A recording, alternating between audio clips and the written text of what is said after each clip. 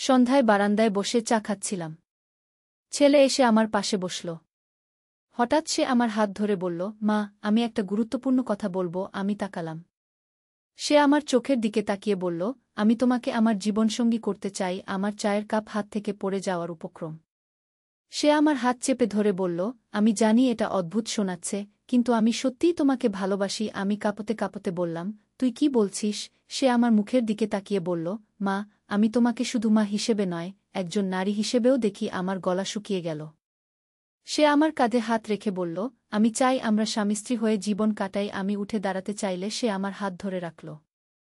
মা, আমাদের বয়সের পার্থক্য কিছু যায় আসে না। ভালোবাসার কোনো বয়স হয় না। আমার পুরো শরীর কাঁপছিল। সে আমার গালে হাত রেখে বলল, তুমি আমার কাছে সবচেয়ে সুন্দর নারী। আমি তার হাত সরিয়ে দিতে চাইলে সে আরও কাছে এসে বলল, মা, আমি তোর জন্য আমার জীবন দিতে পারি। সন্ধ্যার আলোতে তার চোখ চিকচিক করছিল। সে আমার হাতে চুমু দিয়ে বলল, এই হাত আমার সারা জীবনের সম্পদ। আমি বুঝতে পারছিলাম না কি বলবো। সে আমার নীরবতায় উৎসাহিত হয়ে বলল, মা, আমি জানতাম তুমি আমাকে বুঝবে। বারান্দায় সন্ধ্যার হাওয়া বইছিল। এই গল্পটি সম্পূর্ণ শুনলে আপনাদের পানি অটোমেটিক বের হয়ে যাবে, সো যত দ্রুত সম্ভব হাতের কাছে টিস্যু নিয়ে বসে পড়ো। বিছানার চাদর যেন নষ্ট না হয় সেটা সম্পূর্ণ খেয়াল রাখার অনুরোধ জানিয়ে গল্পটি এখন শুরু করব। তার আগের সর্বশেষ অনুরোধ, দয়া করে এমন পানি বের করার গল্প নিয়মিত শুনতে আমাদের চ্যানেলটি সকলেই সাবস্ক্রাইব করুন। ধন্যবাদ। হ্যালো বন্ধুরা, আমার নাম রিমা খান। আমার বয়স 40 বছর। আমার স্বামীর নাম তানভীর খান, বয়স 43 বছর। আমাদের 2 সন্তান, রাকিব আর সায়মা। রাকিব 18 বছর বয়সী, কলেজে পড়ে। সায়মা 11 বছর বয়সী, স্কুলে যায়। আজকে যে ঘটনার কথা বলবো সেটা আমার জীবনের সবচেয়ে বিস্ময়কর অভিজ্ঞতা। কেউ বিশ্বাস করবে না এই কাহিনী, কিন্তু আমি যা দেখেছি, যা অনুভব করেছি সেটা একেবারেই সত্যি। এই গল্পটা শুরু হয়েছিল গত মাসের একটা বৃহস্পতিবার সকালে। আমি যথারীতি রান্নাঘরে সবার জন্য নাস্তা তৈরি করছিলাম। হঠাৎ করে রাকিব রান্নাঘরে ঢুকে আমার পেছনে এসে দাঁড়াল। সে আমার কাঁধে হাত রেখে বলল, মা, আমি তোমার সাথে একটা গুরুত্বপূর্ণ কথা বলতে চাই। আমি ভাবলাম হয়তো পড়াশোনা নিয়ে কোনো সমস্যা আছে, কিন্তু তার কণ্ঠস্বরে যে গাম্ভীর্য ছিল সেটা আমাকে একটু চিন্তিত করে তুলল। আমি হাতের কাজ থামিয়ে তার দিকে ঘুরে দাঁড়ালাম।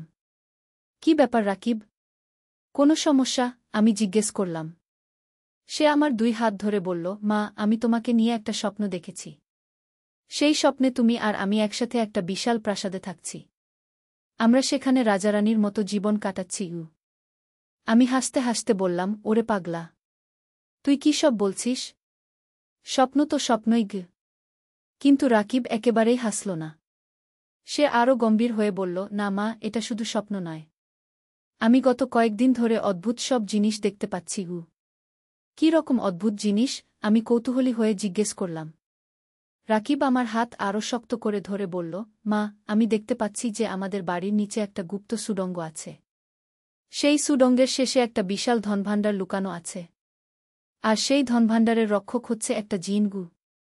আমি ভাবলাম ছেলেটা হয়তো খুব বেশি সিনেমা দেখে ফেলেছে, কিন্তু তার চোখের ভাবটা দেখে মনে হচ্ছিল সে একেবারেই সিরিয়াস। রাকিব, তুই নিশ্চয়ই কোনো অ্যাডভেঞ্চার মুভি দেখে এসব কল্পনা করছিস, আমি বললাম। কিন্তু সে আমার কথায় কান দিল না। সে বরং আমাকে টেনে নিয়ে যেতে চাইল। মা, তুমি আমার সাথে এসো। আমি তোমাকে সেই জায়গাটা দেখাবো। আমি ভাবলাম ছেলের মুখ রক্ষা করার জন্য একবার দেখে আসি। তাহলে সে নিজেই বুঝতে পারবে যে এগুলো সব কল্পনা। রাকিব আমাকে নিয়ে গেল আমাদের বাড়ির পেছনের দিকে। সেখানে একটা পুরনো আমগাছ আছে। সে সেই গাছের গোড়ায় মাটি খুঁড়তে শুরু করল। রাকিব, তুই কি করছিস? বাবা দেখলে কি বলবে? আমি চিন্তিত হয়ে বললাম। কিন্তু হঠাৎ করে আমার চোখ কপালে উঠে গেল। রাকিব যেখানে খুঁড়ছিল সেখানে সত্যিই একটা পাথরের ঢাকনা বের হল। আমি অবিশ্বাসের চোখে তাকিয়ে রইলাম। রাকিব উত্তেজিত হয়ে বলল, দেখেছ মা? আমি মিথ্যা বলিনি। এই ঢাকনাটা তুলে ফেললেই নিচে সিঁড়ি দেখা যাবে। আমার হৃদস্পন্দন বেড়ে গেল। এটা কি করে সম্ভব? রাকিব কি করে জানল এখানে এই জিনিস আছে? আমরা দুজনে মিলে সেই ভারী পাথরের ঢাকনা তুললাম। নিচে সত্যিই পাথরের তৈরি একটা সিঁড়ি দেখা গেল। একটা অদ্ভুত নীল আলো সেই সিঁড়ি থেকে আসছিল। মা, আমি স্বপ্নে দেখেছি যে এই সিঁড়ি দিয়ে নামলে একটা বিশাল হোলঘর পাওয়া যাবে। সেখানে অসংখ্য মূল্যবান রত্ন আর সোনার মুদ্রা আছে কি রাকিব আমাকে বলল। আমি ভয়ে ভয়ে বললাম, রাকিব, এটা খুবই বিপজ্জনক। আমাদের তোমার বাবাকে খবর দেওয়া উচিত কি? কিন্তু রাকিব আমার হাত ধরে বলল, মা, তুমি আমার সাথে থাকো। আমার স্বপ্নে তুমি আর আমি একসাথে সেই ধনভাণ্ডার খুঁজে পেয়েছি। তুমি ছাড়া আমি সেখানে যেতে পারব না আগে। আমি দ্বিধায় পড়ে গেলাম। একদিকে ভয়, অন্যদিকে কৌতূহল। রাকিব যা বলছে সেটা যদি সত্যি হয়? অবশেষে আমি রাজি হয়ে গেলাম। ঠিক আছে, কিন্তু আমরা খুব সাবধানে যাব। আমরা দুজনে মিলে সেই রহস্যময় সিঁড়ি দিয়ে নামতে শুরু করলাম। সিঁড়িগুলো পাথরের তৈরি আর বেশ পুরনো। মনে হচ্ছিল যুগ যুগ ধরে এখানে কেউ আসেনি। প্রায় 25টা সিঁড়ি নামার পর আমরা একটা বিশাল হোলঘরে পৌঁছালাম। চারদিকে অদ্ভুত নীল আলো জ্বলছে। দেয়ালে প্রাচীন চিত্রকর্ম আঁকা। মেঝেতে মোজাইকের কাজ। মা, এটাই সেই জায়গা যেটা আমি স্বপ্নে দেখেছি, রাকিব উত্তেজিত হয়ে বলল। আমি চারদিকে তাকিয়ে দেখলাম। সত্যিই এটা একটা অবিশ্বাস্য জায়গা। কিন্তু এখানে কোনো ধনভাণ্ডার তো দেখছি না। হঠাৎ করে একটা কণ্ঠস্বর শোনা গেল, কে এসেছে আমার রাজ্যে? আমরা দুজনেই ভয়ে কাঁপতে শুরু করলাম। কণ্ঠস্বরটা আসছিল হোলঘরের শেষ প্রান্ত থেকে। ধীরে ধীরে একটা আকৃতি আমাদের দিকে এগিয়ে এলো। সেটা একটা বয়স্ক মানুষ, কিন্তু তার পোশাক একেবারেই অদ্ভুত। দেখতে অনেকটা প্রাচীন রাজাদের মতো। আপনি কে? আমি কাঁপা কাঁপা গলায় জিজ্ঞেস করলাম। সেই ব্যক্তি হেসে বললেন, আমি এই স্থানের রক্ষক। আমার নাম জাহাঙ্গীর। 500 বছর ধরে আমি এখানে আছি। 500 বছর? রাকিব অবাক হয়ে বলল। জাহাঙ্গীর সাহেব মাথা নেড়ে বললেন, হ্যাঁ, আমি এই গুপ্ত রাজ্যের অভিভাবক। তোমরা কি করে এখানে এলে? রাকিব তার স্বপ্নের কথা বলল। জাহাঙ্গীর সাহেব মনোযোগ দিয়ে শুনলেন। আহা!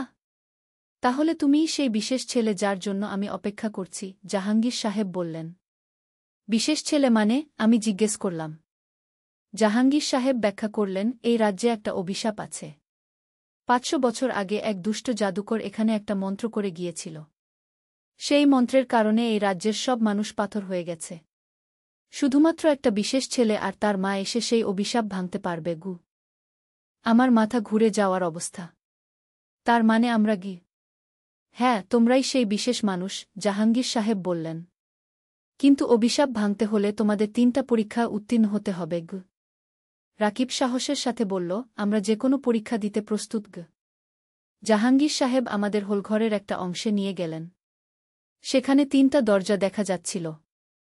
প্রতিটা দরজায় আলাদা আলাদা প্রতীক আঁকা। প্রথম পরীক্ষা হচ্ছে সাহসের পরীক্ষা, জাহাঙ্গীর সাহেব বললেন। এই দরজার পেছনে একটা ভয়ঙ্কর দৈত্য আছে। তোমাদের তার কাছ থেকে একটা সোনার চাবি নিয়ে আসতে হবে। আমি ভয়ে ভয়ে রাকিবের হাত ধরলাম। কিন্তু রাকিব অনেক সাহসী ছিল। সে আমাকে বলল, মা, তুমি ভয় পেজো না। আমরা একসাথে থাকলে কোনো কিছুই আমাদের ভয় পাওয়াতে পারবে না। আমরা দুজনে মিলে প্রথম দরজা খুললাম। ভেতরে সত্যিই একটা বিশাল দৈত্য দেখা গেল। কিন্তু সেই দৈত্যটা আমাদের দেখে হাসতে শুরু করল। তোমরা ভয় পেয়েছ? দৈত্য জিজ্ঞেস করল। একটুও না, রাকিব সাহসের সাথে উত্তর দিল। দৈত্য খুশি হয়ে আমাদের একটা সোনার চাবি দিয়ে দিল। তোমরা সাহসের পরীক্ষায় উত্তীর্ণ হয়েছ।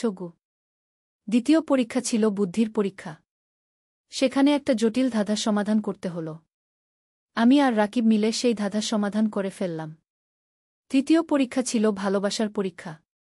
সেখানে আমাদের প্রমাণ করতে হল যে আমরা একে অপরের জন্য যে কোনো ত্যাগ স্বীকার করতে পারি। 3টা পরীক্ষায় উত্তীর্ণ হওয়ার পর জাহাঙ্গীর সাহেব আমাদের নিয়ে গেলেন একটা গোপন কক্ষে। সেখানে সত্যিই অগণিত সোনা, হীরা, মুক্তা আর দামি পাথর ছিল। এই সব ধনসম্পদ এখন তোমাদের, জাহাঙ্গীর সাহেব বললেন। কিন্তু মনে রেখো, এই ধনভাণ্ডার শুধুমাত্র ভালো কাজে ব্যবহার করতে পারবে। আমি অবাক হয়ে বললাম, কিন্তু আমরা এত ধনসম্পদ নিয়ে কি করব? জাহাঙ্গীর সাহেব হেসে বললেন, তোমরা এই ধন দিয়ে গরিব মানুষদের সাহায্য করবে। হাসপাতাল তৈরি করবে। স্কুল কলেজ বানাবে। এই পৃথিবীটাকে আরও সুন্দর করে তুলবে। রাকিব খুশি হয়ে বলল, মা, আমরা এখন অনেক ভালো কাজ করতে পারব। আমাদের এলাকার সব গরিব বাচ্চাদের পড়াশোনার ব্যবস্থা করে দেব। আমিও উত্তেজিত হয়ে উঠলাম। হ্যাঁ রাকিব, আমরা একটা এতিমখানা তৈরি করব। যেসব বাচ্চাদের বাবা মা নেই তাদের দেখাশোনা করব। জাহাঙ্গীর সাহেব আমাদের কয়েকটা ছোট ব্যাগ দিলেন যেগুলোতে অনেক দামি রত্ন ছিল। প্রথমে এইগুলো নিয়ে যাও, বাকিগুলো পরে নিয়ে যেতে পারবে কি? আমরা সেই রহস্যময় রাজ্য থেকে বেরিয়ে এলাম। বাড়িতে ফিরে এসে দেখি তানভীর আর সায়মা আমাদের খুঁজছে। তোমরা কোথায় গিয়েছিলে? তানভীর জিজ্ঞেস করল। আমি আর রাকিব একে অপরের দিকে তাকালাম। আমরা ঠিক করলাম যে এই রহস্যের কথা আমরা কাউকে বলবো না, অন্তত এখনো নয়। আমরা বাগানে ছিলাম, আমি বললাম। রাত্রে রাকিব আমার কাছে এসে বলল, মা, আমি আজ রাতে আবার স্বপ্ন দেখেছি। সেই জাহাঙ্গীর সাহেব আমাকে বলেছেন যে আমাদের এই রহস্য কারো সাথে শেয়ার করা যাবে না, নইলে সব ধনভাণ্ডার উধাও হয়ে যাবে। পরের দিন আমরা সেই রত্নগুলো নিয়ে শহরে গেলাম। একজন স্বর্ণকারের কাছে গিয়ে সেগুলোর দাম জিজ্ঞেস করলাম। স্বর্ণকার বললেন যে শুধুমাত্র একটা রত্নের দামই প্রায় ৫ লক্ষ টাকা। আমি আর রাকিব অবাক হয়ে গেলাম। আমাদের হাতে যে এত বড় সম্পদ আছে সেটা ভাবতেই পারিনি।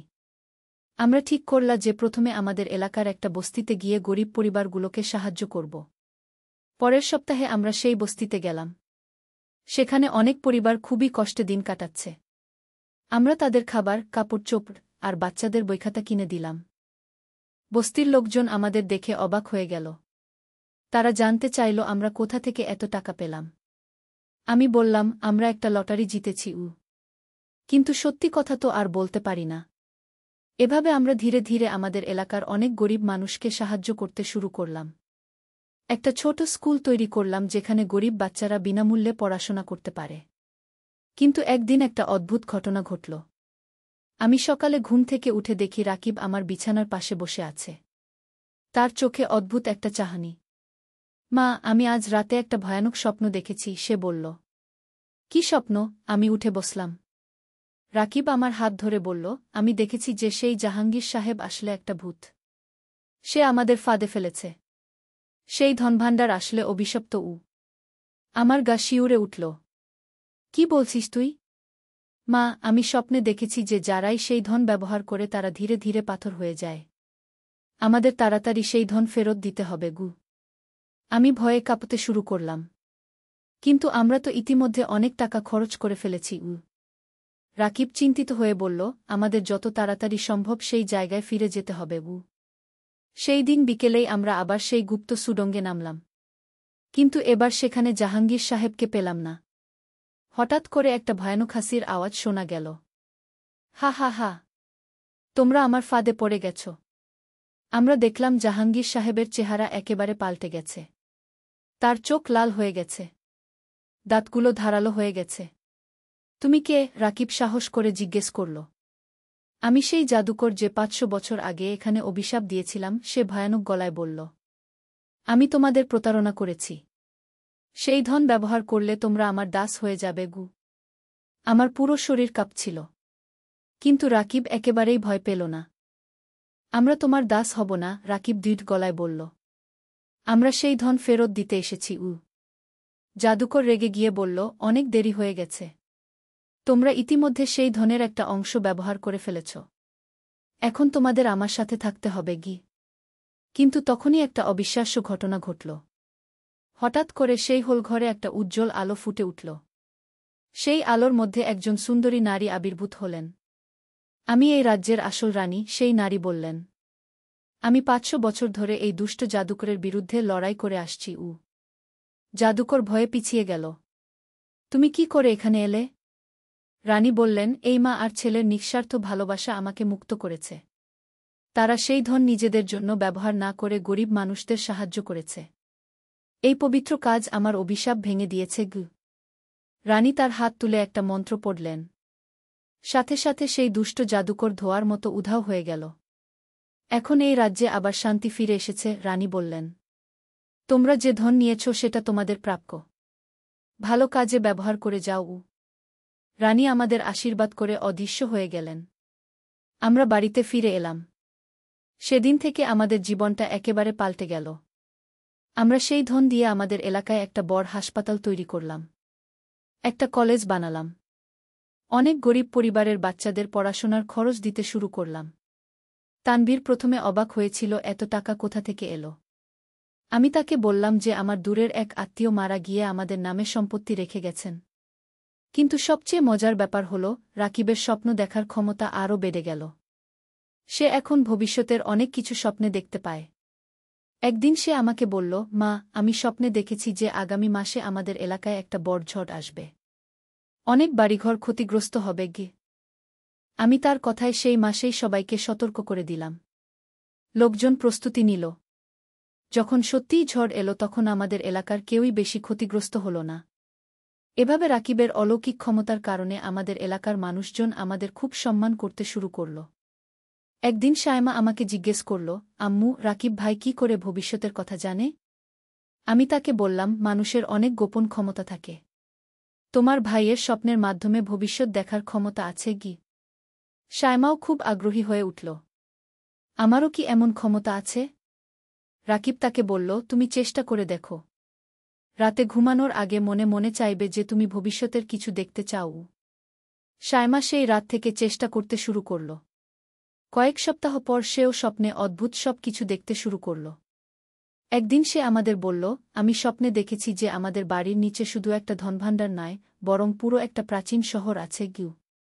রাকিব উত্তেজিত হয়ে বলল, সত্যি? তাহলে আমরা আবার অনুসন্ধান করি কি? পরের দিন আমরা তিনজনে মিলে আবার সেই গুপ্ত সুড়ঙ্গে গেলাম। এবার আমরা আরও গভীরে গেলাম। শায়মার স্বপ্নের মতোই আমরা একটা পুরো প্রাচীন শহর আবিষ্কার করলাম। সেই শহরে অনেক পুরনো বাড়িঘর ছিল। একটা প্রাসাদ ছিল। একটা বাজার ছিল। এমনকি একটা লাইব্রেরিও ছিল যেখানে হাজার হাজার প্রাচীন বই রাখা।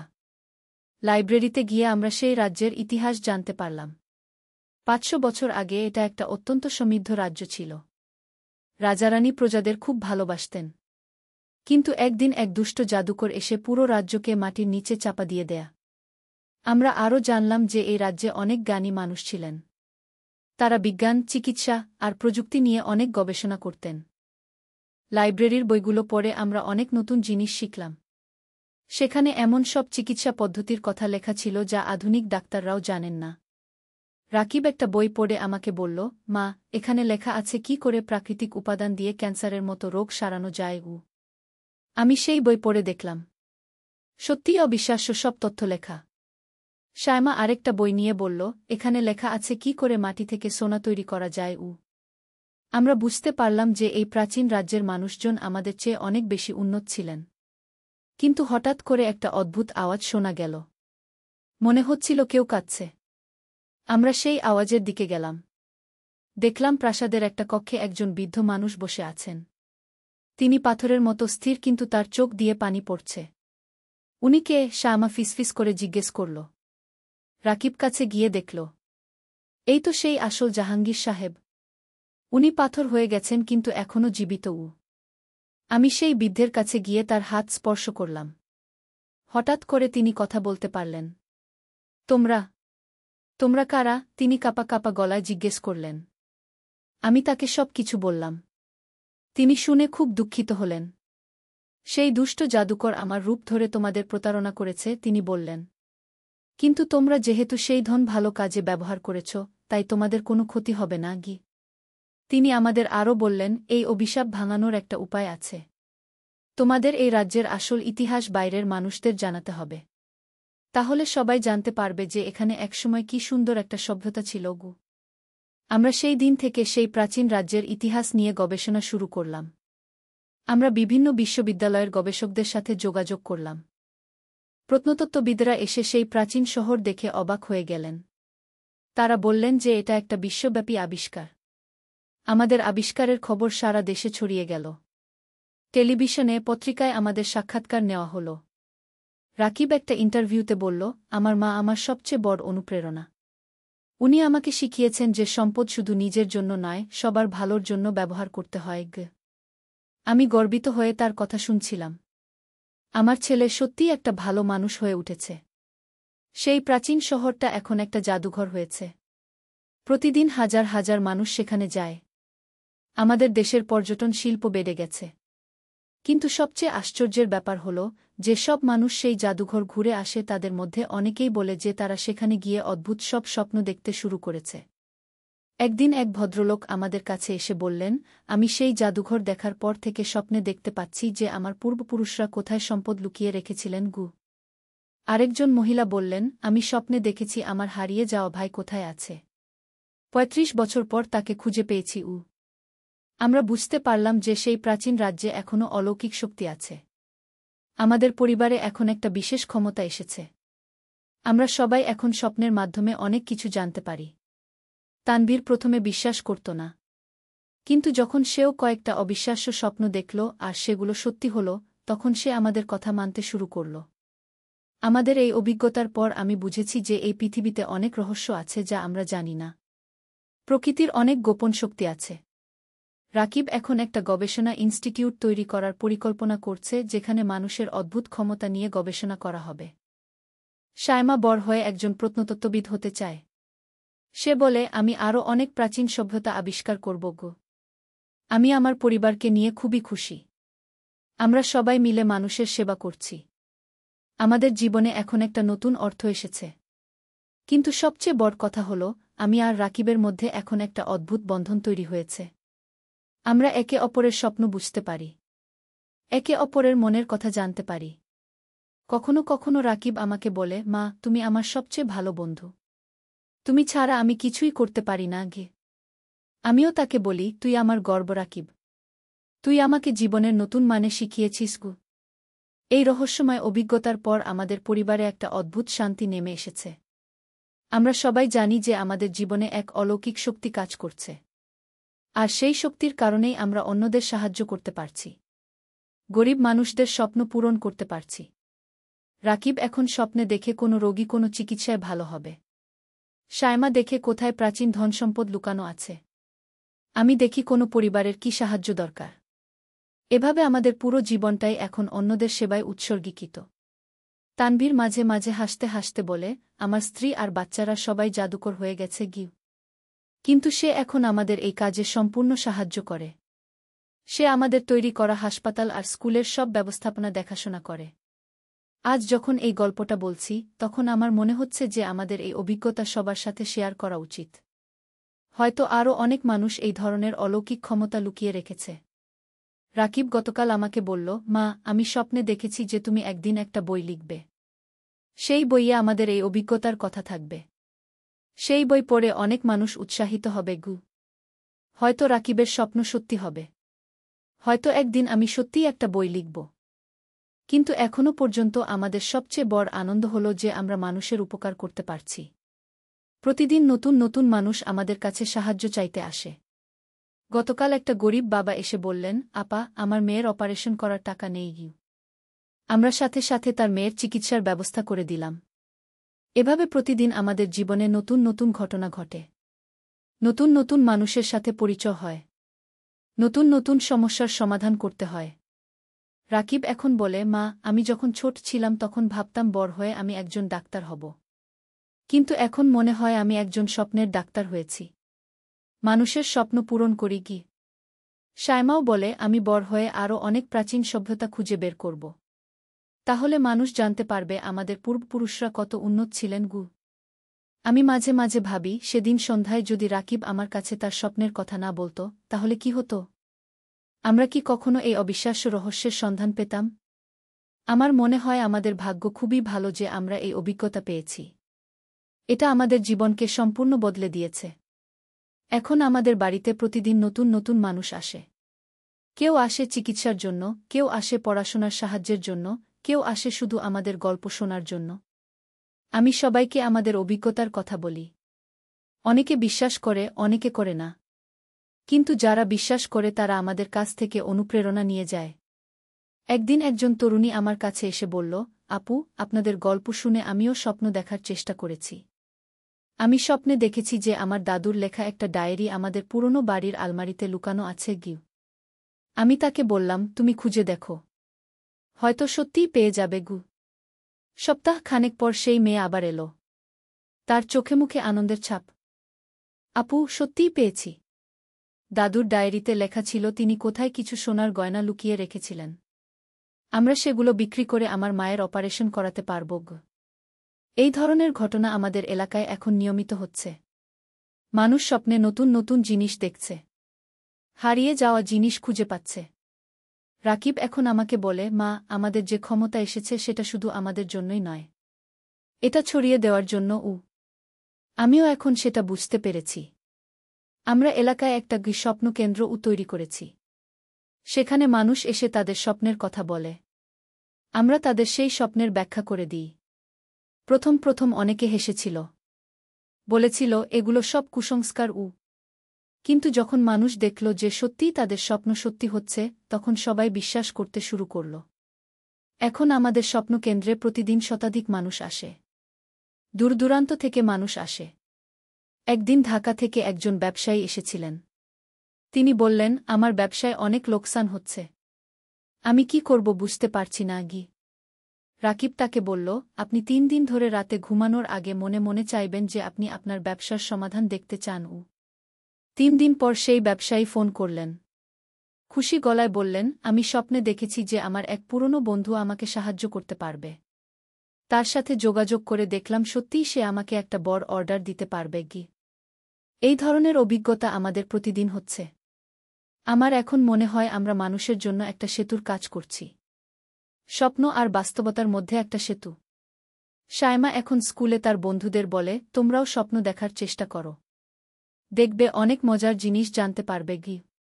তার ক্লাসের অনেক বাচ্চা এখন স্বপ্ন দেখে। কেউ দেখে তার হারিয়ে যাওয়া খেলনা কোথায় আছে। কেউ দেখে পরীক্ষায় কোনো প্রশ্ন আসবে। স্কুলের শিক্ষকরা প্রথমে আপত্তি করেছিলেন। কিন্তু যখন দেখলেন যে বাচ্চারা সত্যিই ভালো রেজাল্ট করছে, তখন তারাও আগ্রহী হয়ে উঠলেন। হেডমিস্ট্রেস একদিন আমার কাছে এসে বললেন, রিমা আপা, আপনাদের এই স্বপ্ন দেখার পদ্ধতি আমাদের বাচ্চাদের খুব উপকার করেছে। তারা এখন আরও আত্মবিশ্বাসী হয়েছে। আমি তাকে বললাম, আসলে স্বপ্ন মানে হচ্ছে আমাদের মনের গভীরে লুকানো জ্ঞান। আমরা সবাই অনেক কিছু জানি কিন্তু সেটা মনে থাকে না। স্বপ্নের মাধ্যমে সেটা বেরিয়ে আসে। তানভীর এখন বলে, আমার স্ত্রী একজন দার্শনিক হয়ে গেছে। কিন্তু সে এখন আমার কথার মর্মার্থ বোঝে। সেও মাঝে মাঝে স্বপ্ন দেখে। গত সপ্তাহে সে স্বপ্নে দেখেছিল যে তার অফিসে একটা নতুন প্রজেক্ট আসবে। সত্যিই 2 দিন পর তার বস তাকে একটা বড় প্রজেক্টের দায়িত্ব দিয়েছেন। আমি মাঝে মাঝে ভাবি, আমাদের এই অভিজ্ঞতা কি শুধু আমাদের পরিবারের জন্য, নাকি এটা সবার জন্য? রাকিব বলে, মা, আমি মনে করি প্রতিটা মানুষের ভেতরেই এই ক্ষমতা লুকিয়ে আছে। শুধু সেটা জাগিয়ে তুলতে হয়। আমি এখন সেটাই বিশ্বাস করি। আমরা একটা বই লেখার পরিকল্পনা করছি। সেই বইয়ে আমাদের সব অভিজ্ঞতার কথা থাকবে। থাকবে স্বপ্ন দেখার পদ্ধতি। কিন্তু আমাদের সবচেয়ে বড় আবিষ্কার হল যে ভালোবাসা আর নিঃস্বার্থতাই সব অলৌকিক ক্ষমতার মূল চাবিকাঠি। আমি আর রাকিবের মধ্যে যে বন্ধন তৈরি হয়েছে সেটাই আমাদের এই ক্ষমতা দিয়েছে। আমরা একে অপরকে নিঃশর্তভাবে ভালোবাসি। একে অপরের জন্য যে কোনো ত্যাগ স্বীকার করতে পারি। রাকিব মাঝে মাঝে আমাকে বলে, মা, তুমি আমার জীবনের সবচেয়ে গুরুত্বপূর্ণ মানুষ। তোমার সাথে আমি যে কোনো অসাধ্য সাধন করতে পারি। আমিও তাকে বলি, তুই আমার গর্ব রাকিব। তুই আমাকে জীবনের নতুন অর্থ শিখিয়েছিস। এই পারস্পরিক ভালোবাসা আর বিশ্বাসই আমাদের শক্তি দিয়েছে অন্যদের সাহায্য করার। আমাদের পরিবারের এই পরিবর্তন দেখে আমাদের আত্মীয়-স্বজনরাও অবাক। তারা বলে, তোমাদের সাথে কি হয়েছে? তোমরা সবাই এত পাল্টে গেছ কেন? আমি তাদের বলি, আমরা জীবনের আসল মানে বুঝতে পেরেছি। সেটা হলো অন্যদের সুখী করা। এই সহজ কথাটা অনেকে বোঝে না। তারা ভাবে টাকা-পয়সা, নামাসই জীবনের মূল লক্ষ্য। কিন্তু আমরা বুঝেছি যে সবচেয়ে বড় আনন্দ হল অন্যের মুখে হাসি ফোটানো, অন্যের দুঃখ দূর করা। রাকিব এখন বলে, মা, আমি জানি না ভবিষ্যতে আমাদের কি হবে। কিন্তু আমি জানি আমরা সব সময় মানুষের ভালোর জন্য কাজ করে যাব। সায়মাও বলে, আমি বড় হয়ে আরও অনেক মানুষকে সাহায্য করব। আমি আমার পরিবারকে নিয়ে খুবই গর্বিত। আমরা একসাথে একটা অদ্ভুত যাত্রা শুরু করেছি। সেই যাত্রায় প্রতিদিন নতুন আশ্চর্য অপেক্ষা করছে। কিন্তু সবচেয়ে বড় কথা হল, আমি এখন জানি যে মা আর ছেলের মধ্যে যে ভালোবাসা থাকে সেটা পৃথিবীর সবচেয়ে শক্তিশালী শক্তি। সেই শক্তি দিয়ে যে কোনো অসম্ভবকে সম্ভব করা যায়। আজ যখন এই গল্প শেষ করছি, তখন আমার মনে পড়ছে সেই প্রথম দিনের কথা, যেদিন রাকিব আমার কাছে তার স্বপ্নের কথা বলেছিল। সেদিন আমি ভাবিনি যে সেই একটা স্বপ্ন আমাদের পুরো জীবন বদলে দেবে। আমাদের একটা সাধারণ পরিবার থেকে একটা অসাধারণ পরিবারে পরিণত করবে। রাকিব এখনও প্রতিদিন স্বপ্ন দেখে। কিন্তু এখন সেই স্বপ্নে শুধু আমাদের কথা থাকে না। থাকে অনেক অনেক মানুষের কথা। থাকে কি করে পুরো পৃথিবীটাকে আরও সুন্দর করা যায়। আমি বিশ্বাস করি একদিন রাকিবের সেই স্বপ্ন সত্যি হবে। আমরা সবাই মিলে এই পৃথিবীটাকে স্বর্গের মতো সুন্দর করে তুলব। আর সেই স্বর্গে মা আর ছেলের ভালোবাসা হবে সবচেয়ে পবিত্র আর শক্তিশালী শক্তি। এই গল্পের শেষে আমি সবাইকে বলতে চাই, আপনারাও স্বপ্ন দেখুন, বিশ্বাস রাখুন, ভালোবাসুন নিঃস্বার্থভাবে। দেখবেন আপনাদের জীবনেও অলৌকিক সব ঘটনা ঘটতে শুরু করবে। কারণ এই পৃথিবীতে অসম্ভব বলে আসলে কিছু নেই। আছে শুধু আমাদের সীমিত চিন্তাভাবনা। আর মা আর সন্তানের ভালোবাসা, সেটা হচ্ছে সেই চাবি যা সব তালা খুলে দিতে পারে, সব স্বপ্ন পূরণ করতে পারে। আমার গল্প এখানেই শেষ, কিন্তু আমাদের যাত্রা এখনও চলমান। প্রতিদিন নতুন নতুন অভিজ্ঞতা, নতুন নতুন স্বপ্ন, নতুন নতুন সম্ভাবনা। আর সবকিছুর কেন্দ্রে আছে আমার প্রিয় ছেলে রাকিব, যে আমাকে শিখিয়েছে যে ভালোবাসার কোনো সীমা নেই, স্বপ্নের কোনো সীমা নেই। আমরা সবাই মিলে এই সুন্দর পৃথিবীতে আরও সুন্দর করে বেঁচে থাকি, ভালোবাসি, স্বপ্ন দেখি, আর সেই স্বপ্ন পূরণ করি। এই ছিল আমাদের অবিশ্বাস্য কিন্তু সত্যি গল্প। একটা মা আর ছেলের ভালোবাসার গল্প, একটা পরিবারের রূপান্তরের গল্প, একটা অলৌকিক অভিজ্ঞতার গল্প। নূরের সন্ধানে। প্রথম অধ্যায়, হারানো পথের যাত্রী। বাগদাদের এক সরু গলিতে থাকতেন আবু ইউসুফ নামের এক যুবক। তার বয়স তখন ২৫ বছর। পিতার রেখে যাওয়া ছোট্ট একটি দোকানে কাপড় বিক্রি করে জীবিকা নির্বাহ করতেন। কিন্তু তার মনে সবসময় একটা অস্থিরতা কাজ করত। দিনরাত একটাই প্রশ্ন তাকে তাড়িয়ে বেড়াত, জীবনের আসল উদ্দেশ্য কি? যখন তার বন্ধুরা সংসারের চিন্তায় মগ্ন হয়ে পড়েছিল, তখন ইউসুফের মন পড়ে থাকত আল্লাহর সৃষ্টির রহস্যে। রাতের বেলা ছাদে শুয়ে তারাদের দিকে তাকিয়ে ভাবতেন, এত বড় মহাবিশ্ব, এত সুন্দর সৃষ্টি, এর পেছনে নিশ্চয়ই কোনো গভীর রহস্য আছে কি। একদিন জুমার নামাজের পর মসজিদের ইমাম সাহেব আবু বকর আল-রাজি তার কাছে এসে বললেন, ইউসুফ বেটা, দেখি তোমাকে সবসময় কিছু একটা ভাবতে। কি চিন্তা করো এত? ইউসুফ সংকোচের সাথে বললেন, হুজুর, আমার মনে হয় জীবনে আরও কিছু করার আছে। শুধু দোকানদারি করে খেয়ে পরে বেঁচে থাকাটাই কি জীবনের মূল উদ্দেশ্য? ইমাম সাহেব মুচকি হাসলেন। এই প্রশ্ন যার মনে জাগে, আল্লাহ তার জন্য বিশেষ কিছু নির্ধারণ করে রেখেছেন। তুমি কি জানো আমাদের প্রিয় নবী শাহ কিভাবে হেরা গুহায় ধ্যানে বসতেন? জি হুজুর, শুনেছি। তাহলে বুঝো, সত্যের সন্ধান করা একটি পবিত্র কাজ। তবে এ পথ সহজ নয়। যারা এই পথে চলে তাদের অনেক পরীক্ষার সম্মুখীন হতে হয়। ইমাম সাহেবের কথা শুনে ইউসুফের মনে একটা আলো জ্বলে উঠল। সেদিন রাতে তিনি বাগদাদে ফিরে এসে দেখলেন, তার পুরনো পাড়া প্রতিবেশীরা তাকে চিনতে পারছেন না। তার চেহারায় যে পরিবর্তন এসেছে তা দেখে সবাই অবাক। ইমাম আবু বকর আল-রাজি তাকে দেখে কেঁদে ফেললেন। ইউসুফ বেটা, আল্লাহ তোমার মুখে নূর দিয়েছেন। তুমি যা খুঁজছিলে তা পেয়েছ? ইউসুফ বিনীতভাবে বললেন, হুজুর, আল্লাহর রহমতে কিছু পেয়েছি। কিন্তু এখন মনে হয় যাত্রা শুরু হয়েছে মাত্র। তিনি বাগদাদে একটি ছোট্ট মাদ্রাসা খুললেন। প্রথমে মাত্র কয়েকজন ছাত্র এসেছিল। কিন্তু ইউসুফের শিক্ষাদানের পদ্ধতি ছিল একেবারে ভিন্ন। তিনি শুধু বই পড়াতেন না, জীবনের সাথে মিলিয়ে শেখাতেন। একদিন তার কাছে একজন যুবক এল। তার নাম ছিল আহমদ। সে বলল, উস্তাদ, আমি পাপী। আমি কি আল্লাহর ক্ষমা পেতে পারি? ইউসুফ তাকে একটি গল্প শোনালেন। এক ব্যক্তি ৯৯টি খুন করেছিল। সে একজন আলেমের কাছে গিয়ে জিজ্ঞেস করল, আমার কি ক্ষমা হতে পারে? আলেম বললেন, না, তাই সে আলেমকেও খুন করে ফেল। এবার সে আরেকজন জ্ঞানী লোকের কাছে গেল। সেই ব্যক্তি বললেন, অবশ্যই তোমার ক্ষমা হবে। তবে তোমাকে অমুক জায়গায় যেতে হবে। পথে সে মারা গেল। ফেরেশতারা তার রূহ নিয়ে বিতর্ক করল। শেষে আল্লাহ তাকে ক্ষমা করে দিলেন। আহমদ কেঁদে ফেল। মানে আমারও ক্ষমা হতে পারে? আল্লাহর রহমত অসীম, আহমদ। শুধু তওবা কর এবং সৎ পথে চলো। নবম অধ্যায়, পরীক্ষা উত্তীর্ণ। এভাবে দিন যেতে লাগল। ইউসুফের মাদ্রাসায় ছাত্রের সংখ্যা বাড়তে লাগল। কিন্তু খ্যাতি বাড়ার সাথে সাথে একটা বিপদও এল। কিছু মানুষ তাকে নিয়ে ঈর্ষা করতে শুরু করল। তারা বলল, এই ইউসুফ কোথা থেকে এসেছে? এ নিজেকে কি মনে করে? একদিন শহরের প্রধান কাজী তাকে ডেকে পাঠালেন। ইউসুফ, শুনছি তুমি নতুন নতুন কথা বলছ। তোমার যোগ্যতা কি? এটাই ছিল তৃতীয় পরীক্ষা, সাফল্যের শিখরে পৌঁছে বিনীত থাকা। ইউসুফ অত্যন্ত নম্রভাবে বললেন, হুজুর, আমি কিছুই না। আমি শুধু আল্লাহর একটি দাস। যা বলি সবই কুরআন হাদিস থেকে বলি। আমার নিজের কিছু নেই। কাজী তার বিনয় দেখে মুগ্ধ হলেন।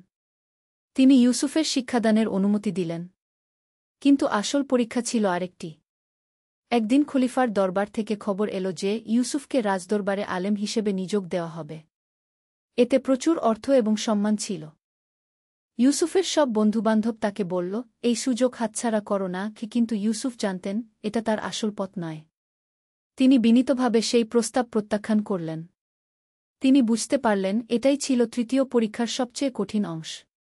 সেই রাতে তিনি স্বপ্নে আবার সেই বৃদ্ধকে দেখলেন। বৃদ্ধ হাসি মুখে বললেন, ইউসুফ, তুমি সব পরীক্ষায় উত্তীর্ণ হয়েছ। এবার তোমার আসল কাজ শুরু হবে। 10ম অধ্যায়, আলোর বিস্তার। পরের দিন থেকে ইউসুফের জীবনে এক নতুন অধ্যায় শুরু হল। তার কাছে দেশের বিভিন্ন প্রান্ত থেকে মানুষ আসতে শুরু করল। একদিন একজন ব্যবসায়ী এলেন। তিনি বললেন, উস্তাদ, আমার ব্যবসায় প্রচুর টাকা আছে, কিন্তু মনে শান্তি নেই। ইউসুফ বললেন, ভাই, টাকা শান্তি দিতে পারে না। শান্তি আসে আল্লাহর স্মরণ থেকে। তোমার সম্পদের একটি অংশ গরিবদের দাও, দেখবে মনে শান্তি আসবে। আরেকদিন একজন মা তার অবাধ্য ছেলেকে নিয়ে এলেন। ইউসুফ সেই ছেলেটির সাথে কিছুক্ষণ কথা বললেন। কিছুদিন পরেই সেই ছেলে সম্পূর্ণ পরিবর্তিত হয়ে গেল। কিভাবে সম্ভব হল, মা জিজ্ঞেস করলেন। আম্মা, আমি তার সাথে শুধু ভালোবাসার সাথে কথা বলেছি। মানুষের অন্তর ভালোবাসা দিয়েই জয় করা যায়। একাদশ অধ্যায়, কঠিন সময়ের পরীক্ষা। কিন্তু জীবন সবসময় মসৃণ থাকে না। একদিন বাগদাদে প্লেগ রোগ দেখা দিল। হাজার হাজার মানুষ মারা যেতে লাগল। অনেকেই শহর ছেড়ে পালিয়ে গেল। ইউসুফের ছাত্ররা তাকে বলল, উস্তাদ, আমরা শহর ছেড়ে চলে যাই। কিন্তু ইউসুফ বললেন, না, এই সময়ে মানুষের বেশি প্রয়োজন। আমরা এখানেই থাকব। তিনি প্লেগ আক্রান্ত রোগীদের সেবা করতে শুরু করলেন। তিনি তাদের কুরআন শোনাতেন, দোয়া পড়ে দিতেন, ওষুধ খাওয়াতেন। একদিন তিনি নিজেও প্লেগে আক্রান্ত হলেন। তার ছাত্ররা খুব চিন্তিত হল। উস্তাদ, এখন কি করব? ইউসুফ দুর্বল গলায় বললেন, চিন্তা করো না। যা হওয়ার আল্লাহর ইচ্ছা। তোমরা মানুষের সেবা অব্যাহত রাখো। কিন্তু আল্লাহর রহমতে ইউসুফ আরোগ্য লাভ করলেন। এই ঘটনার পর তার প্রতি মানুষের শ্রদ্ধা আরও বেড়ে গেল। দ্বাদশ অধ্যায়, উত্তরাধিকার। বছরের পর বছর কেটে গেল। ইউসুফ এখন বৃদ্ধ হয়ে গেছেন। তার চুলদাড়ি সাদা হয়ে গেছে। কিন্তু তার উৎসাহ একটুও কমেনি। একদিন তার সবচেয়ে প্রিয় ছাত্র মুহাম্মদ তাকে জিজ্ঞেস করল, উস্তাদ, আপনার পর আমরা কি করব? ইউসুফ হাসলেন। মুহাম্মদ, আমি তো কিছুই না। আল্লাহর দিন চিরকাল থাকবে। তোমরা যা শিখেছ তা অন্যদের কাছে পৌঁছে দাও। সত্যের আলো নিভে যায় না। তিনি তার ছাত্রদের বললেন, মনে রেখো, তোমরা যা করবে তা আল্লাহর সন্তুষ্টির জন্য করবে, খ্যাতি বা অর্থের জন্য নয়। আর সবসময় বিনীত থাকবে।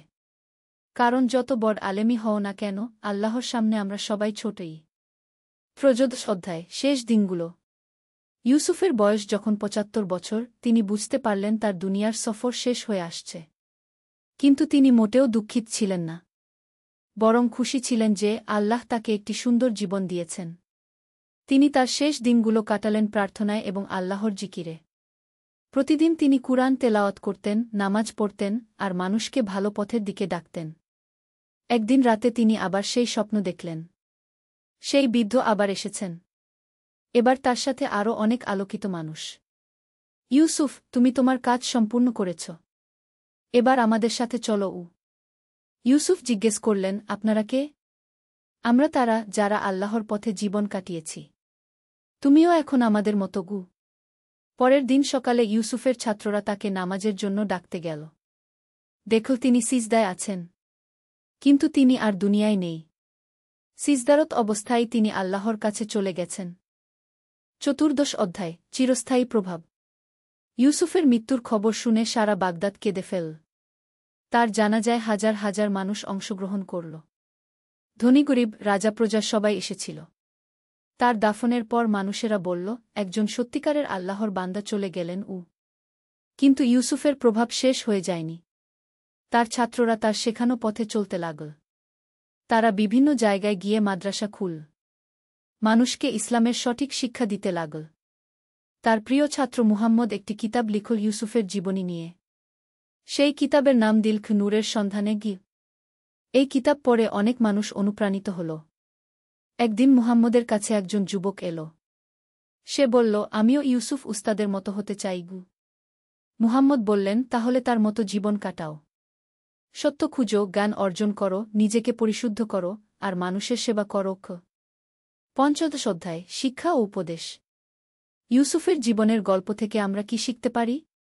প্রথমত, জীবনে একটা উদ্দেশ্য থাকা দরকার। শুধু খেয়ে পরে বেঁচে থাকাই জীবনের মূল কথা নয়। আমাদের বুঝতে হবে আল্লাহ আমাদেরকে কি জন্য পাঠিয়েছেন। দ্বিতীয়ত, সত্যের সন্ধান করতে হলে ত্যাগ স্বীকার করতে হয়। ইউসুফ তার সব সম্পদ ছেড়ে দিয়েছিলেন জ্ঞান অর্জনের জন্য। তৃতীয়ত, কঠিন সময়ে ধৈর্য ধরতে হয়। যখন সবকিছু অন্ধকার মনে হয় তখনও আল্লাহর উপর ভরসা রাখতে হয়। চতুর্থত, সাফল্যের পর বিনীত থাকতে হয়। ইউসুফ যখন খ্যাতির শিখরে পৌঁছেছিলেন তখনও তিনি নিজেকে আল্লাহর দাস মনে করতেন। পঞ্চমত, জ্ঞান অর্জন করার পর তা অন্যদের কাছে পৌঁছাতে হয়। ইউসুফ তার সারা জীবন মানুষের সেবায় কাটিয়েছেন। ষোড়শ অধ্যায়, চিরন্তন সত্য। ইউসুফের গল্প শেষ হলেও তার বার্তা আজও প্রাসঙ্গিক। আজকের যুগেও অনেক মানুষ জীবনের অর্থ খুঁজে বেড়াচ্ছে। অনেকেই বস্তুগত সাফল্য পেয়েও খুশি নয়। তাদের অন্তরে একটা শূন্যতা। ইউসুফের জীবন আমাদের দেখায় যে প্রকৃত সুখ পাওয়া যায় আল্লাহর সাথে সম্পর্ক গভীর করার মাধ্যমে। যখন আমরা নিজেকে পরিশুদ্ধ করি, জ্ঞান অর্জন করি, আর মানুষের সেবা করি, তখনই জীবন অর্থবহ হয়ে ওঠে। আজকের দিনেও আমাদের চারপাশে ইউসুফের মতো মানুষ আছেন, যারা নিঃস্বার্থভাবে মানুষের সেবা করে যাচ্ছেন, যারা জ্ঞান বিতরণ করছেন, যারা সমাজের কল্যাণে কাজ করছেন। তাদের দেখে আমাদেরও অনুপ্রাণিত হওয়া উচিত। আমাদেরও ইউসুফের মতো নূরের সন্ধানী হওয়া উচিত। শেষ কথা, নূরের সন্ধানে কি এই গল্পের মূল বার্তা হচ্ছে, জীবনে সত্যিকারের সুখ এবং শান্তি পেতে হলে আল্লাহর নৈকট্য অর্জন করতে হবে। এর জন্য দরকার ত্যাগ, ধৈর্য এবং বিনা। ইউসুফের জীবনী আমাদের শেখায় যে ১. প্রতিটি মানুষের জীবনে একটি পবিত্র উদ্দেশ্য থাকা দরকার। ২. জ্ঞান অর্জনের জন্য ত্যাগ স্বীকার করতে হয়। ৩. কঠিন সময়ে আল্লাহর উপর ভরসা রাখতে হয়।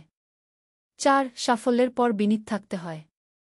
৫. জ্ঞান ও আল্লাহর প্রেম অন্যদের সাথে ভাগাভাগি করতে হয়। আল্লাহ আমাদের সবাইকে ইউসুফের মতো নূরের সন্ধানী হওয়ার তৌফিক দান করুন। আমিন।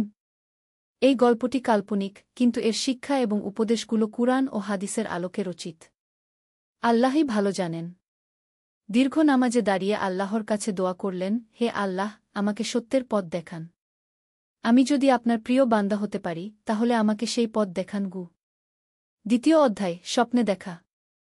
সেই রাতেই ইউসুফ একটি অদ্ভুত স্বপ্ন দেখলেন। তিনি দেখলেন যে তিনি একটি বিশাল মরুভূমিতে হাঁটছেন। চারদিকে শুধু বালি আর বালি। হঠাৎ দূরে একটি আলোর রেখা দেখা গেল।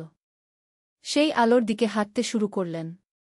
যতই এগিয়ে যাচ্ছিলেন ততই আলোটা উজ্জ্বল হচ্ছিল। আলোর কাছে পৌঁছে দেখলেন সেখানে একজন বৃদ্ধ দাঁড়িয়ে আছেন। তার চেহারা থেকে নূর বের হচ্ছে। বৃদ্ধ তার দিকে তাকিয়ে মুচকি হাসলেন এবং বললেন, ইউসুফ, তুমি আমার সন্ধান করছ? আপনি কে? ইউসুফ জিজ্ঞেস করলেন। আমি সেই আলো যার সন্ধানে তুমি দিনরাত কাটাও। কিন্তু মনে রেখো, আমার কাছে পৌঁছানোর পথ অনেক কঠিন। তোমাকে ৩টি পরীক্ষা দিতে হবে গি। কি সেই পরীক্ষা? প্রথম পরীক্ষা হচ্ছে ত্যাগের। তুমি যা ভালোবাসো তা ছেড়ে দিতে পারবে কি? দ্বিতীয় পরীক্ষা হচ্ছে ধৈর্যের। যখন সবকিছু অন্ধকার মনে হবে তখনও কি আল্লাহর উপর ভরসা রাখতে পারবে? আর তৃতীয় পরীক্ষা হচ্ছে বিনয়ের। যখন তুমি সবচেয়ে উঁচুতে উঠবে তখনও কি বিনীত থাকতে পারবে? ইউসুফ সাগ্রহে বললেন, আমি প্রস্তুত গো। বৃদ্ধ হাসলেন। তাহলে শুরু করো। প্রথমেই তোমাকে দমেশকে যেতে হবে। সেখানে আবু নাসর আলতুসি নামে একজন আলেম আছেন। তার কাছে গিয়ে ইলম অর্জন করক। হঠাৎ ইউসুফের ঘুম ভেঙে গেল। তার সারা শরীর ঘামে ভিজে গেছে। কিন্তু মনে একটা অদ্ভুত প্রশান্তি। তিনি বুঝতে পারলেন এটা সাধারণ কোনো স্বপ্ন ছিল না। পরের দিন সকালে তিনি ইমাম সাহেবের কাছে গিয়ে সব কিছু খুলে বললেন। ইমাম সাহেব মনোযোগ দিয়ে শুনলেন। ইউসুফ, আমি আবু নাসর আলতুসির নাম জানি। তিনি সত্যিই দমেস্কের একজন বিখ্যাত আলেম। তোমার স্বপ্ন সত্যি হতে পারে, কিন্তু এর জন্য তোমাকে অনেক ত্যাগ স্বীকার করতে হবে। ইউসুফ দৃঢ় কণ্ঠে বললেন, হুজুর, আমি প্রস্তুত। তৃতীয় অধ্যায়, প্রথম পরীক্ষা, ত্যাগ। দমেশক যাওয়ার জন্য ইউসুফের প্রয়োজন ছিল অর্থের। তার একমাত্র সম্পদ ছিল পিতার রেখে যাওয়া দোকানটি। এটি বিক্রি করে দিলে তার দমেশক যাওয়ার খরচ হয়ে যাবে, কিন্তু ফিরে এসে কি করবেন? ইউসুফ দীর্ঘ সময় চিন্তা করলেন। তার মামা তাকে বললেন, পাগল হয়েছিস নাকি? বাপের রেখে যাওয়া সম্পদ বিক্রি করে দিবি? তুই তো কোনো গ্যারান্টি পাসনি যে সেখানে গিয়ে কিছু হবে। কিন্তু ইউসুফের মন স্থির। তিনি বুঝতে পারলেন এটাই প্রথম পরীক্ষা। সবচেয়ে প্রিয় জিনিস ছেড়ে দেওয়া। দোকান বিক্রি করে তিনি একটি কাফেলার সাথে দমেস্কের উদ্দেশ্যে রওনা দিলেন। পথে অনেক কষ্ট হল। মরুভূমির উত্তপ্ত বালি, পানির অভাব, ডাকাতের ভয়, সবকিছু সহ্য করে তিনি দমেশক পৌঁছলেন। দমেশক পৌঁছে তিনি আবু নাসর আলতুসির খোঁজ করলেন। জানতে পারলেন তিনি শহরের বাইরে একটি ছোট্ট খানকায় থাকেন। খানকায় পৌঁছে দেখলেন সেটা খুবই সাধারণ একটা জায়গা। বাইরে কোনো জাঁকজমক নেই। ভিতরে গিয়ে দেখলেন একজন মধ্যবয়সী মানুষ কুরআন তেলাওয়াত করছেন। তার চেহারায় এক অন্যরকম প্রশান্তি। তেলাওয়াত শেষ করে তিনি ইউসুফের দিকে তাকালেন। তুমি নিশ্চয়ই সেই যুবক যে বাগদাদ থেকে এসেছ? ইউসুফ অবাক হয়ে বললেন, আপনি কিভাবে জানলেন? আবু নাসর হাসলেন। আল্লাহর পথে যারা চলে তাদের খবর আল্লাহ পৌঁছে দেন। তুমি জ্ঞান অর্জনের জন্য এসেছ? জি হুজুর। তাহলে শুনো। আমার এখানে থাকতে চাইলে তোমাকে কিছু নিয়ম মানতে হবে। ভোর 4:30টায় উঠতে হবে। তাহাজ্জুদ নামাজ পড়তে হবে। দিনে 5 ওয়াক্ত নামাজ জামাতে পড়তে হবে। আর প্রতিদিন কুরআন হাদিস অধ্যয়ন করতে হবে। পারবে? ইউসুফ সাগ্রহে বললেন, অবশ্যই পারব। চতুর্থ অধ্যায়, জ্ঞান অর্জনের পথ। আবু নাসরের কাছে থেকে ইউসুফ দিনে দিনে পরিবর্তিত হতে লাগলেন। তার জীবনযাত্রা সম্পূর্ণ বদলে গেল। আগে যেখানে তিনি বেশিরভাগ সময় দুনিয়ার চিন্তায় কাটাতেন, এখন সেই সময় কাটে আল্লাহর ইবাদত আর কুরআন হাদিস অধ্যয়নে। আবু নাসর ছিলেন একজন কামেল আলেম। তার কাছে শুধু বই পড়া নয়, জীবনের প্রতিটি ক্ষেত্রে ইসলামের প্রয়োগ কিভাবে করতে হয় সেটা শিখতেন ইউসুফ।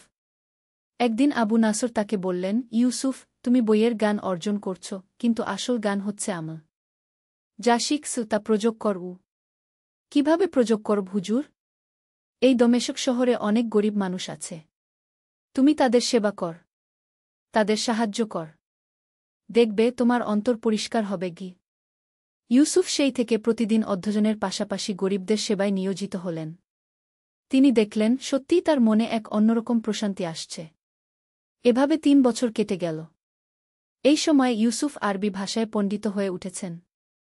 কুরআন হাদিসে তার বিশেষ দক্ষতা হয়েছে।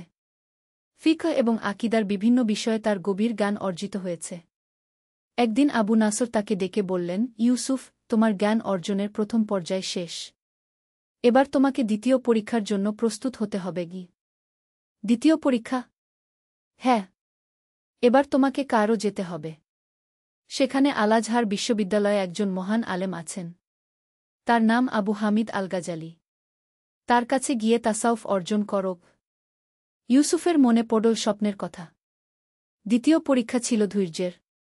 পঞ্চম অধ্যায়, দ্বিতীয় পরীক্ষা, ধৈর্য। কারোর পথ ছিল আরও কঠিন। এবার ইউসুফের সাথে খুব কম অর্থ ছিল। পথে তিনি অসুস্থ হয়ে পড়লেন। একটি ছোট্ট গ্রামে তাকে থাকতে হল প্রায় 2 মাস। সেই গ্রামের মানুষেরা ছিল অত্যন্ত সরল। তারা ইউসুফের সেবা করল। কিন্তু ইউসুফের মনে তখন হতাশা কাজ করছিল। তিনি ভাবছিলেন, আমি কি সঠিক পথে আছি? এত কষ্ট কেন পোহাতে হচ্ছে? একদিন রাতে তিনি দোয়া করছিলেন, হঠাৎ তার মনে পড়ল আল্লাহর একটি আয়াত, যারা আমার পথে সংগ্রাম করে, আমি অবশ্যই তাদেরকে আমার পথসমূহ দেখাব। এই আয়াত মনে পড়তেই তার সমস্ত হতাশা দূর হয়ে গেল। তিনি বুঝতে পারলেন এটাই দ্বিতীয় পরীক্ষা। যখন সবকিছু অন্ধকার মনে হবে তখনও আল্লাহর উপর ভরসা রাখা। সুস্থ হয়ে তিনি আবার যাত্রা শুরু করলেন। এবার তার মন ছিল একদম প্রশান্ত। তিনি জানতেন আল্লাহ তার সাথে আছেন। কারও পৌঁছে তিনি আল-আজহারে আবু হামিদ আল গাজালির খোঁজ করলেন। জানতে পারলেন তিনি শহরের বাইরে একটি খানকা ইতেকাফে আছেন। সেই খানকায় পৌঁছে ইউসুফ দেখলেন এখানের পরিবেশ একেবারেই ভিন্ন। এখানে নীরবতা রাজত্ব করছে। মানুষগুলো কম কথা বলে, বেশি ইবাদত করে। আবু হামিদের সাথে দেখা করে ইউসুফ তার আগের সব অভিজ্ঞতা বর্ণনা করলেন। আবু হামিদ মনোযোগ দিয়ে শুনলেন। ইউসুফ, তুমি জ্ঞান অর্জন করেছ, কিন্তু এখন তোমাকে নিজেকে জানতে হবে। আর নিজেকে জানার মাধ্যমেই আল্লাহকে জানা যায়। ষষ্ঠ অধ্যায়, তাসাউফের পথে। আবু হামিদের কাছে থেকে ইউসুফ একেবারে ভিন্ন এক জগতের সন্ধান পেলেন। এখানে শুধু বাহ্যিক ইবাদত নয়, অন্তরের পরিশুদ্ধতার উপর গুরুত্ব দেওয়া হতো। আবু হামিদ তাকে বললেন, ইউসুফ, ইসলামের 3টি স্তর আছে। ইসলাম, ঈমান আর ইহসান। তুমি ইসলাম এবং ঈমানের পর্যায় অতিক্রম করেছ। এবার ইহসানের স্তরে যেতে হবে। ইহসান মানে কি হুজুর? ইহসান মানে হচ্ছে তুমি আল্লাহর ইবাদত এমনভাবে করবে যেন তুমি তাকে দেখতে পাচ্ছ। আর যদি তুমি তাকে দেখতে না পাও, তাহলে অন্তত এটুকু বিশ্বাস রাখবে যে তিনি তোমাকে দেখছেন। এই পর্যায়ে ইউসুফকে কঠিন সাধনা করতে হল। তাকে নিজের নফসের সাথে যুদ্ধ করতে হল। অহংকার, লোভ, রাগ, এসব মন্দ গুণগুলো দূর করতে হল। প্রতিদিন রাতে তিনি ঘণ্টার পর ঘণ্টা তাহাজ্জুদ নামাজ পড়তেন। দিনে রোজা রাখতেন। কুরআন তেলাওয়াত করতেন। আর সবসময় আল্লাহর জিকিরে মশগুল থাকতেন। এভাবে আরও 2 বছর কেটে গেল। এই সময়ে ইউসুফের অন্তর এমনভাবে পরিষ্কার হয়ে গেল যে তিনি সব সময় আল্লাহর উপস্থিতি অনুভব করতেন। একদিন আবু হামিদ তাকে বললেন, ইউসুফ, এবার তুমি 3য় এবং শেষ পরীক্ষার জন্য প্রস্তুত। তোমাকে মদিনা শরীফে যেতে হবে। মদিনা শরীফে? কিন্তু হুজুর, সেখানে কার কাছে যাব? আবু হামিদ হাসলেন। সেখানে তুমি যার কাছে যাবে তিনি নিজেই তোমাকে খুঁজে নেবেন। সপ্তম অধ্যায়, 3য় পরীক্ষা, বিনা। মদিনা শরীফের পথ ছিল দীর্ঘ কিন্তু আনন্দদায়ক। ইউসুফ জানতেন তিনি সেই পবিত্র শহরে যাচ্ছেন যেখানে প্রিয় নবী এর রওজা শরীফ অবস্থিত। মদিনা পৌঁছে তিনি প্রথমে রাসূল এর রওজায় সালাম পেশ করলেন। সেই মুহূর্তে তার অন্তরে এমন প্রশান্তি নেমে এল যা তিনি আগে কখনো অনুভব করেননি। মসজিদে নববীতে তিনি একটানা 3 দিন ইতেকাফ করলেন। 3য় দিন রাতে তাহাজ্জুদের সময় তিনি একটি আওয়াজ শুনতে পেলেন, ইউসুফ। তিনি চারদিকে তাকালেন কিন্তু কাউকে দেখতে পেলেন না। ইউসুফ, তুমি 3য় পরীক্ষার জন্য প্রস্তুত? এবার তিনি বুঝতে পারলেন এই আওয়াজ তার অন্তর থেকেই আসছে। আমি প্রস্তুত। তুমি এতদিন জ্ঞান অর্জন করেছ, নিজেকে পরিশুদ্ধ করেছ। এবার তোমার প্রাপ্ত জ্ঞান মানুষের কাছে পৌঁছে দাও। কিন্তু মনে রেখো, তুমি কিছুই নও। তুমি শুধু আল্লাহর একটি মাধ্যম। পরের দিন সকালে ইউসুফ দেখলেন মসজিদের এক কোণে একজন বৃদ্ধ একা বসে কুরআন তেলাওয়াত করছেন। তার চেহারা দেখে ইউসুফের মনে পড়ে গেল সেই স্বপ্নের কথা। ইউসুফ তার কাছে গিয়ে সালাম দিলেন। বৃদ্ধ সালামের জবাব দিয়ে হাসলেন। তুমি ইউসুফ? জিউ, আমি আবুল হাসান আলী। তুমি নিশ্চয়ই জানো তোমাকে কি করতে হবে। ইউসুফ বিনীতভাবে বললেন, আমি আপনার থেকে জানতে চাই। তোমাকে বাগদাদে ফিরে যেতে হবে। সেখানে মানুষদের কাছে ইসলামের সত্যিকারের বাণী পৌঁছাতে হবে। কিন্তু মনে রেখো, তুমি একজন শিক্ষক, একজন গুরু নও। তুমি একজন সেবক। অষ্টম অধ্যায়, বাগদাদে প্রত্যাবর্তন। 5 বছর পর ইউসুফ বাগদাদে ফিরে এলেন। কিন্তু তিনি আর সেই পুরনো ইউসুফ নেই।